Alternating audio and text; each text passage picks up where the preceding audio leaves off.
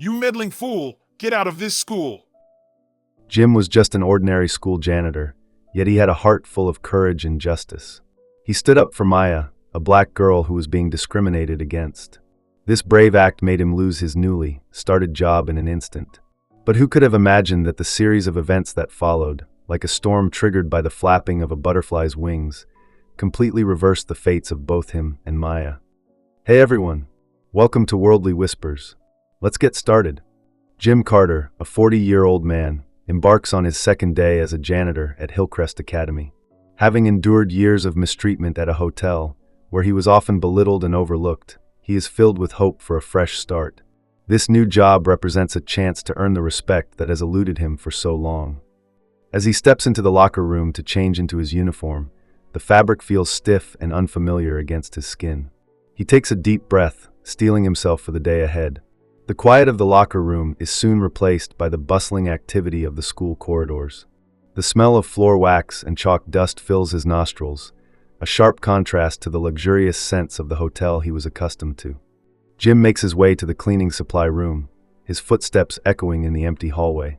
Methodically, he fills his cleaning cart with water and detergent. The familiar routine brings a sense of calm, grounding him in the present moment. With a gentle push, he guides the cart out into the corridor, heading towards the playground areas.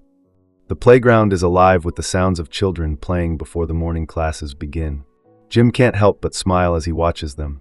Their carefree laughter is a welcome change from the often dour faces of hotel guests. As he starts mopping the floor around the play area, he becomes the center of attention. A group of younger students approaches him, their eyes wide with curiosity. A small boy with tousled hair asks what he's doing, and if he can try. Jim's face breaks into a warm smile as he explains that he's keeping the floor clean for them. He playfully describes how spills can make shoes sticky, and the children erupt into giggles as he demonstrates a comical walk, pretending his feet are stuck to the floor. This interaction makes Jim feel a warmth spread through his chest, a feeling of being appreciated that he hasn't experienced in a long time. Amidst the lively scene, Jim's attention is drawn to a solitary figure. Maya, a young black girl, is walking alone. She heads towards the lockers for grade 3A, pulling a small carton of milk from her bag. Just as she's about to punch the straw into the milk, another student, caught up in a game of chase, bumps into her elbow. The milk splashes over her hands, shoes, and the freshly mopped floor. Maya shouts in frustration, looking around helplessly. Without hesitation, Jim excuses himself from the group of children and approaches her. He gently offers her a box of tissues from his cleaning cart. Maya accepts them gratefully, wiping her hands and shoes. Jim reassures her not to worry about the spill and quickly moves to mop it up. As he cleans, he notices Maya looking up at him, her eyes brightening. He wonders if it's because he's the only black staff member she's seen in the school, and a sense of kinship washes over him. The school bell rings, and the playground erupts into a flurry of activity as children rush towards their classrooms. Jim calls out, worried about the wet spots on the floor, telling the children to walk slowly and not push their friends. He watches as Maya throws her empty milk carton in the bin and lingers for a while. She waits until everyone else has entered the classroom before making her way to the door. Jim can't shake the feeling that something isn't quite right. Through the classroom window, Jim sees Maya being scolded by Miss Freya Luna for being late again. Maya stands silently, staring at her shoes. The teacher notices Jim's presence, and he quickly turns away, pushing his cleaning cart down the corridor. Jim can't help but wonder about Maya and why she seems so hesitant to join her classmates. His thoughts are interrupted when he sees the principal, Mr. Robinson, walking briskly towards him, practically dragging Maya along. The principal's grip on Maya's arm looks uncomfortably tight, and the girl's face is a mask of quiet distress. As they draw nearer, the principal seems to notice Jim for the first time. Jim asks if everything is all right, and the principal replies that Maya escaped her class and had an argument. He then pulls Maya towards his office. After they pass, the school receptionist, Eileen, approaches Jim. She tells him that Mr. Robinson has been a strict principal since he took the position 5 years ago, and that more students have been to his office during that time than in the previous 15 years. Jim introduces himself, and Eileen shares her own career journey from being a janitor to the receptionist. Jim tries to eavesdrop on the conversation in the principal's office, but the door suddenly flies open, and he's caught. The principal accuses him of lingering and gives him more cleaning tasks, including washing his dirty mop and cleaning the trophy shelves. Jim feels a surge of indignation but swallows it down, knowing he's in no position to make waves. As Jim continues his cleaning on the second floor, he observes the classrooms. Some are filled with energy and engagement, while others seem subdued. He notices the differences in teaching styles and the demeanor of the teachers. The recess bell rings, and the students pour out of their classrooms, excited for lunch. Jim moves his cart to the side, making way for them. He sees Maya sitting alone in the cafeteria, and his heart goes out to her. He decides to join her, determined to be a friendly face for this young girl who seems so alone in this new environment. Jim sits down across from Maya in the cafeteria, his heart pounding with nervousness. He smiles warmly at her, trying to put her at ease. Maya is clearly surprised by his presence, but gestures for him to sit. Jim introduces himself, and they start a conversation. Maya reveals that some kids at school have talked about Jim, with some saying he's kind and funny, while others have made less than kind remarks. Jim asks Maya how long she's been at the school. She admits it's only been a few weeks, and that she feels like an outsider, which Jim can empathize with deeply. He encourages her that things usually get better with time. Then, Jim brings up the incident from that morning, asking why she seemed to deliberately be late for class. Maya looks around nervously before leaning in close and whispering that the principal told her not to enter the class before all the white students are in. She says he doesn't want her in his school. Jim is shocked by this revelation, but tries to remain calm. He asks Maya if she's sure, and she nods, her eyes welling up with tears. She tells him that earlier that week, the principal had given her this instruction. She also shares that that morning, Michelle took her seat, and when she didn't want to sit at the back with the boys who bully her, she left the classroom. The principal found her and took her to his office, getting angry without listening to her side of the story. As the bell rings, signaling the end of lunch, Jim watches Maya gather her things. He's determined to help her, but knows he has to be careful. He tells Maya to be cautious, and that he'll do everything he can to assist her. Maya thanks him, a small glimmer of hope in her eyes. After Maya leaves, Jim heads back to his cleaning duties. He's preoccupied with what Maya told him, his mind racing with thoughts of how to handle the situation. As he's cleaning the canteen area, the principal storms across the corridor on his phone. Jim overhears him saying, "No more black students at my school. We want to keep this a white school to protect our community and children." This confirms Jim's worst fears and validates Maya's story. Suddenly, a commotion breaks out in grade 3A, Maya's classroom. Jim rushes over to see Maya in a physical altercation with a blonde girl, Michelle. Miss Freya is struggling to separate them. Jim watches in horror as Michelle bites Maya's arm. When Miss Freya finally separates them, she roughly shoves Maya out of the classroom and then asks Jim to watch the class while she takes Maya to the principal's office. Left in the classroom, Jim has to deal with the students. Michelle, still full of disdain, makes a racist comment about Jim's skin color. Jim remains calm and patiently explains to the students that people come in different colors because of nature, not bathing habits, and that everyone is equal. Just as he's trying to teach this impromptu lesson, Miss Freya returns. She's angry to see Jim at the front of the class and accuses him of overstepping.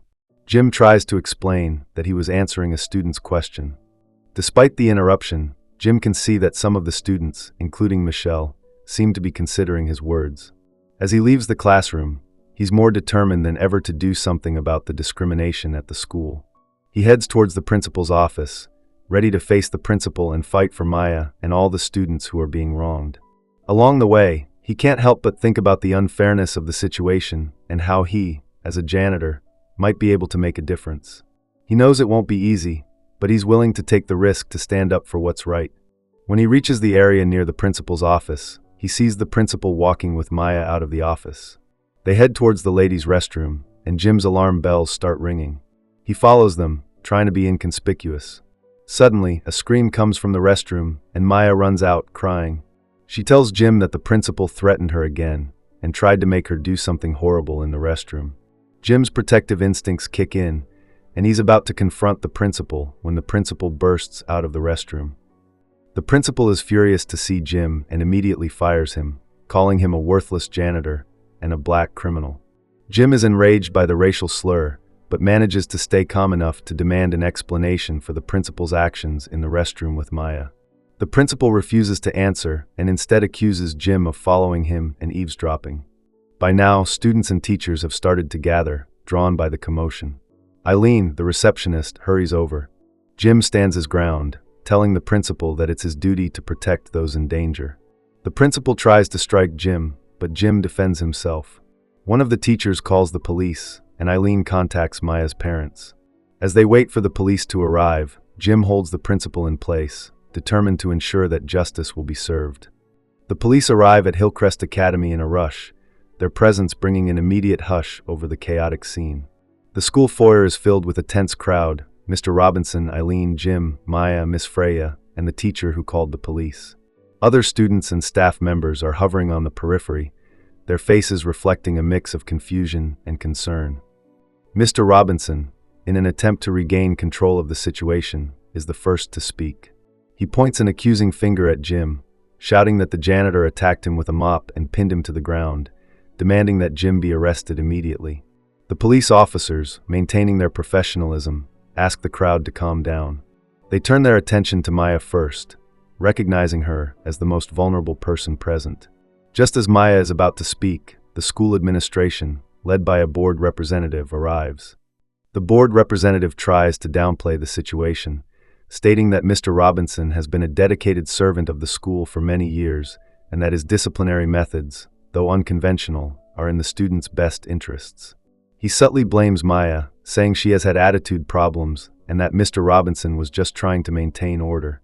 Mr. Robinson nods in agreement, adding that Maya has repeatedly disrupted class, hindering the educational progress. Jim, filled with anger at the blatant attempt to cover up the truth, steps forward. He firmly states that this is not a simple misunderstanding and that they should all hear Maya's side of the story. The officers, realizing the importance of getting all the facts, turn back to Maya. Maya, her voice trembling but her eyes determined, begins to recount the events. She tells how Michelle took her pencil and bit her arm.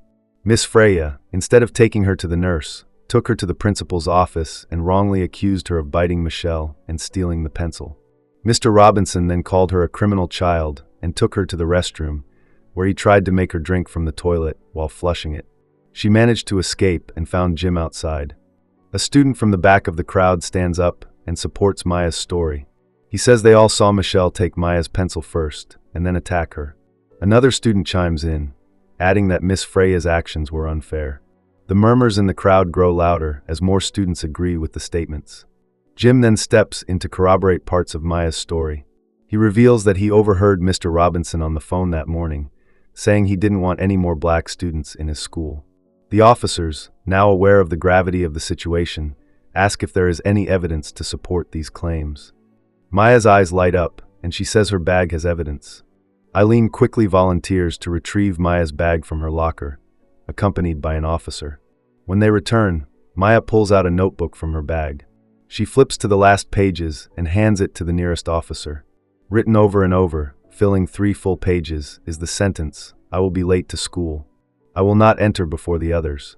The officers' expressions turn grave as they realize the weight of this evidence. Mr. Robinson's face drains of color as he sees the notebook. He tries to protest, but his words ring hollow. Just then, Maya's parents rush into the foyer. Her mother immediately embraces Maya, while her father's eyes blaze with anger as he takes in the scene. The officers update the parents on the situation, showing them the notebook. Maya's mother holds her daughter close, her eyes brimming with tears of both sorrow and rage. Her father, barely containing his fury, takes a menacing step towards Mr. Robinson. The police officers quickly intervene, assuring the parents that justice will be served. They explain that they need to collect all the evidence and statements to ensure a proper investigation. Eileen, who has been silent for a while, steps forward. She reveals that no teacher ever dared to speak up against the principal, fearing they would be fired. Some even agreed with his discriminatory opinions about black people. The cafeteria worker also speaks up, saying that the previous janitor, Mr. Ronald, was kind to Maya and protected her from mean classmates, but he was fired after only 5 days. Maya nods, saying she misses Mr. Ronald. The school board representative, sensing the situation slipping out of control, attempts to offer Jim another chance at employment to try and silence him. Jim, disgusted by the offer, firmly declines. He states that he won't turn a blind eye to racism and abuse, and will support Maya's parents in pressing charges against the school. The police officers then lead Mr. Robinson away, saying they have more questions for him at the station. They also inform the others that they will take their formal statements at the police office. As they leave, Eileen hurries to inform the teachers and students that school will be dismissed early. Jim, despite the turmoil, feels a sense of relief that the truth is finally coming to light. He knows that this is just the beginning of a long fight for justice at Hillcrest Academy, but he is determined to see it through. As the police lead Mr. Robinson away, the atmosphere in the school foyer remains charged. Eileen is busy informing the teachers and students that school will be dismissed early. The students are a mix of excited and confused, while the teachers are visibly shaken by the events that have unfolded. Maya's parents are still trying to come to terms with what has happened to their daughter. Maya's mother holds her close, murmuring words of comfort. Her father's face is a mask of anger, but he is also trying to keep it together for his family. They express their gratitude to Jim once again, saying that they are indebted to him for protecting Maya. Jim, meanwhile, has a lot on his mind. He is glad that the truth is finally out, but he knows that this is just the beginning. He is determined to support Maya and her family throughout the legal process. He also hopes that this incident will bring about real change in the school. The school board representative, realizing the gravity of the situation, tries to salvage the school's reputation. He issues a statement saying that the school is committed to investigating the matter thoroughly and ensuring that such discriminatory behavior will not be tolerated in the future. However, many in the community are skeptical of his words, considering how long Mr. Robinson's actions seem to have gone unnoticed. In the days that follow, the police conduct a detailed investigation. They interview students, teachers, and staff members. They also search the principal's office and other areas of the school, looking for any additional evidence of discrimination. Maya's notebook becomes a crucial piece of evidence, along with the statements from students who witnessed the altercation between Maya and Michelle, and Jim's account of overhearing the principal's discriminatory remarks. Maya's parents hire a lawyer to represent their daughter. The lawyer is a well-known advocate for civil rights and is determined to hold the school accountable for its actions. The lawyer begins to build a strong case against the school, arguing that the discriminatory behavior of the principal has created a hostile environment for Maya and other minority students. Jim, despite having lost his job, becomes an important witness in the case. He is interviewed multiple times by the police and the lawyer. He also starts to talk to the media, sharing his experiences at the school and the events that led to the discovery of the principal's discriminatory actions. His story gains widespread attention, and the local community begins to take notice of the issues at Hillcrest Academy. The school is now under intense scrutiny. Parents of other students are concerned about the safety and well-being of their children. Some parents start to demand answers from the school board, asking how such a situation could have occurred and what measures will be taken to prevent it from happening again. The school board, under pressure, holds several emergency meetings to discuss the matter. During this time, Maya is struggling to cope with the aftermath of the events. She has nightmares about what happened in the restroom and is afraid to go back to school. Her parents are very supportive, and they try to help her through this difficult time. They also encourage her to talk to a counselor who can help her deal with the emotional trauma. The local community rallies around Maya and her family. There are protests outside the school, demanding justice for Maya and an end to discrimination in education. Community organizations and activists come together to support Maya's cause. They organize fundraisers to help cover the legal costs and raise awareness about the importance of equality in schools. As the investigation progresses, more evidence of the principal's discriminatory practices comes to light. It is revealed that he has been systematically excluding black students from certain programs and opportunities. The school board is forced to take more decisive action. They suspend several teachers who were found to have been complicit in the discrimination, either by turning a blind eye or by actively supporting the principal's actions. The school also begins to implement new anti-discrimination policies and training programs. All staff members are required to attend diversity training sessions, and the school curriculum is revised to include more lessons on equality and inclusion. The school board hopes that these measures will help to rebuild the school's reputation and create a more inclusive environment for all students. Jim continues to be actively involved in the fight for justice. He works closely with Maya's family and the community organizations. He also uses his experience to inspire others to stand up against discrimination whether it be in schools, workplaces, or any other setting. He believes that everyone has a responsibility to speak out when they see injustice, and he hopes that his story will encourage more people to take action.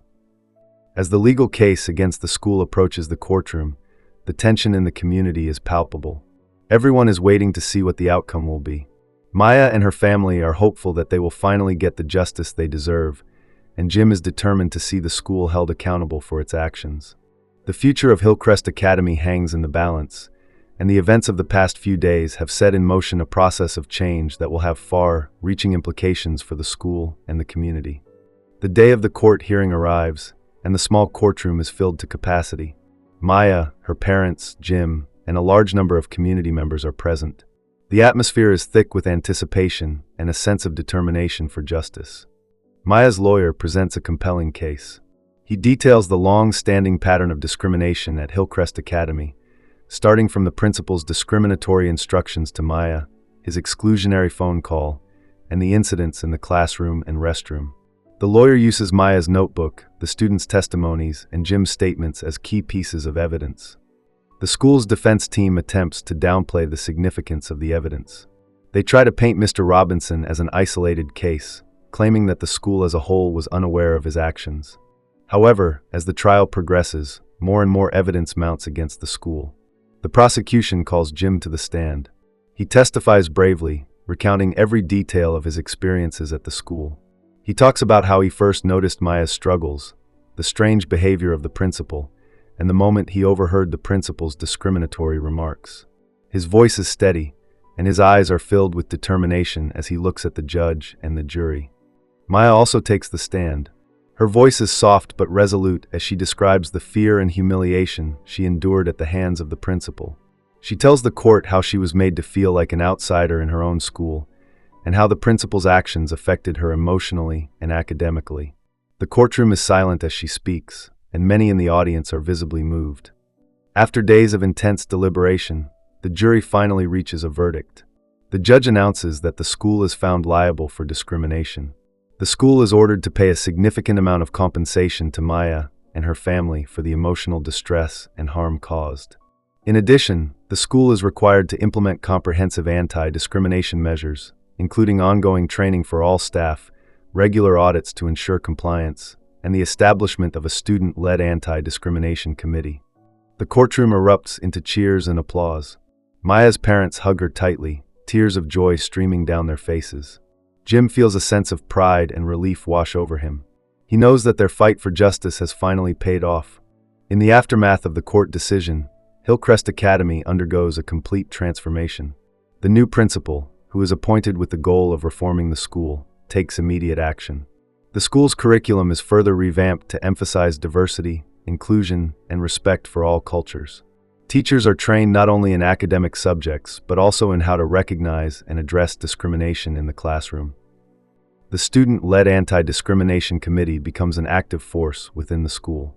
Students from different backgrounds come together to organize events, workshops, and awareness campaigns. They work to create a more inclusive environment where every student feels valued and accepted. Jim, having become a local hero in the fight against discrimination, is offered a new job at the school. This time, he is not just a janitor but a mentor for students, especially those who may be facing similar challenges as Maya. He accepts the offer with enthusiasm, eager to make a positive impact on the lives of the students. Maya, too, finds a new sense of confidence and purpose. She no longer feels like an outsider in her school. With the support of her family, Jim, and the entire school community, she thrives academically and socially. She becomes an advocate for other students, sharing her story to inspire them to stand up for themselves.